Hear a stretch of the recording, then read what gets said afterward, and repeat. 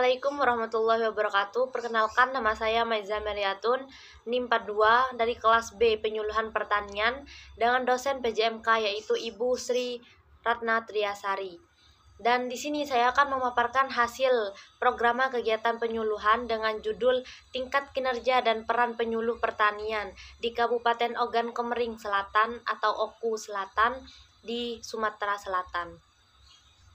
Kebijakan perubahan paradigma pembangunan yang berorientasi untuk meningkatkan produktivitas hasil pertanian berkelanjutan itu tidak dijalankan secara maksimal. Maka akibatnya hal tersebut menjadi bumerang tersendiri kepada para petani dan menyebabkan kreativitas para petani tersendiri itu menjadi menurun dan mengakibatkan produktivitas hasil tani tidak maksimal. Dan untuk mengembalikan semangat para petani, maka diperlukan adanya penyuluhan pertanian oleh tenaga penyuluh profesional untuk mencapai tujuan yang maksimal. Bagi seorang penyuluh, kinerja adalah sebuah perwujudan dari sebuah tanggung jawab yang telah diberikan kepadanya dan dapat diselesaikan sesuai kebijakan yang telah ditetapkan. Ya, jadi output yang diharapkan dari penelitian ini yaitu untuk meningkatkan semangat para petani sehingga menciptakan para petani yang berdaya mandiri dan mampu untuk meningkatkan kesejahteraannya, yang dimulai dari peningkatan produksi hasil pertanian dan akan berdampak kepada peningkatan pendapatan. Dan untuk gambaran umum lokasi penyuluhan yaitu karakteristik wilayah, Kabupaten Ogan Komering Ulu Selatan adalah salah satu kabupaten yang ada di Provinsi Sumatera Selatan, yang merupakan hasil pemekaran Kabupaten Ogan Komering Ulu yang diresmikan dengan Undang-Undang Nomor 37 Tahun 2003 dan diresmikan pada tanggal 18 Desember 2003. Dan selanjutnya yaitu potensi lokasi penyuluhan. Lokasi ini merupakan daerah yang berpotensi pertanian, khususnya dalam pertanian pangan yang cukup besar. Ya, jadi produksi tanaman di Kabupaten Oku Selatan ini dinilai mampu meningkatkan produksi usaha taninya. Dan kelembagaan yang ada di Kabupaten Ogan Komering Ulu Selatan yaitu adalah Dinas Pertanian Kabupaten Oku Selatan. Ya, jadi isu permasalahan yang ada di Kabupaten Oku Selatan yaitu yang pertama, di Kabupaten Oku Selatan sendiri setiap penyuluh pertanian membina petani sebanyak 125 orang hingga 1187 orang. Dan hal tersebut itu dikhawatirkan dapat membuat penyuluh pertanian tidak terlalu memprioritaskan kualitas, akan tetapi hanya memprioritaskan kuantitas.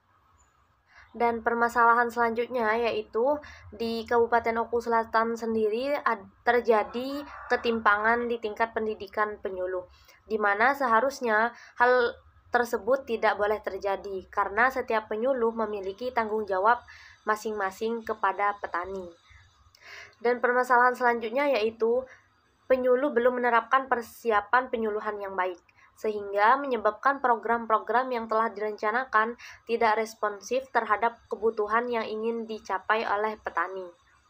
Dan selanjutnya yaitu di Kabupaten Oku Selatan ini rencananya akan dibentuk BUMP. Akan tetapi hal tersebut belum tercapai karena petani di Kabupaten Oku Selatan ini belum mampu memenuhi kriteria untuk membentuk BUMP sendiri. Karena kemampuan petani yang masih rendah, hal tersebut juga karena penyuluh kurang mendukung membentuk sebuah BUMP. Dan permasalahan selanjutnya yaitu pengevaluasian dan pelaporan kegiatan penyuluhan pertanian dilakukan sekali saja, dan itu tidak rutin. Hasilnya tidak dapat meningkatkan penyelenggaraan kegiatan penyuluhan. Padahal salah satu cara dari evaluasi adalah dilakukan secara berkala dan berkelanjutan, di mana evaluasi diharapkan dapat dijadikan prioritas utama penyuluh untuk mendukung kinerja mereka sehingga dapat menjadi lebih baik. Hal ini disebabkan oleh fungsi dan evaluasi. Melalui evaluasi dapat dilakukan pertimbangan tentang sumber dan perencanaan yang dilakukan untuk mencapai tujuan dari program penyuluhan. Dan kemudian informasi yang terkumpul selama tahap evaluasi yang dapat digunakan oleh pengambilan keputusan dalam hal ini penyuluh untuk menentukan sumber dan strategi, keterbatasan dan hambatan yang ada. Hal ini berkenaan dengan implementasi nyata dari program, deskripsi, fasilitas, dan juga faktor-faktor penghambat keberhasilan program. Akhirnya, evaluasi dilakukan untuk mengukur keberhasilan pencapaian tujuan yang telah ditetapkan. Dan hasil yang diperoleh akan berguna bagi penyuluh dalam menentukan apakah program diteruskan, dimodifikasi, atau dihentikan. Dan materi yang akan disampaikan oleh seorang penyuluh yaitu yang pertama, memberikan materi tentang pentingnya adanya penyuluhan, dan yang kedua melakukan pelatihan kepada petani.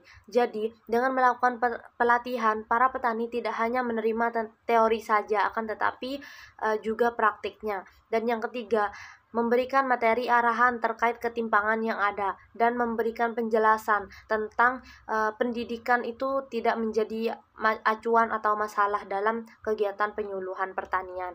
Dan yang keempat, memberikan materi tentang pentingnya membentuk BUMP. Dan yang kelima, memberikan materi tentang skill komunikasi yang baik sehingga bisa bersosialisasi dengan para petani yang lain dan bisa bersosialisasi dengan para penyuluh. Ya, jadi rencana kegiatan yang akan dilaksanakan yaitu yang pertama, dalam memberikan materi tentang pentingnya penyuluhan dilakukan pada Januari tahun 2021. Dan yang kedua, mengadakan pelatihan kepada petani yaitu di bulan Februari 2021, dan yang selanjutnya memberikan materi arahan tentang ketimpangan yang ada untuk menjelaskan dan memberikan pengertian untuk tidak terjadi ketimpangan yaitu pada Maret 2021, dan selanjutnya memberikan materi tentang pentingnya membentuk BUMP yaitu pada April 2021, dan yang terakhir memberikan materi tentang skill komunikasi yang baik yaitu pada Mei 2021. Jadi kesimpulannya yaitu pentingnya peran penyuluh pertanian yaitu untuk mengembalikan semangat motivasi para petani sehingga menghasilkan produktivitas hasil tani yang maksimal dan bisa dan berorientasi kepada pertanian yang berkelanjutan.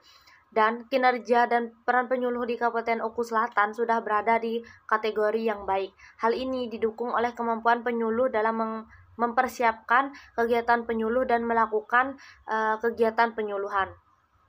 Dan dari permasalahan pengevaluasian serta pelaporan yang tidak dilakukan secara rutin itu yang menjadi solusi adalah para penyuluh diharapkan untuk melakukan pengevaluasian dan pelaporan secara rutin dan berkala dan berkelanjutan sehingga itu menjadi acuan dan cerminan untuk penyuluhan di masa yang akan datang. Baik, cukup sekian yang bisa saya sampaikan. Kurang lebihnya saya mohon maaf. Wabillahi taufiq wal hidayah. Wassalamualaikum warahmatullahi wabarakatuh.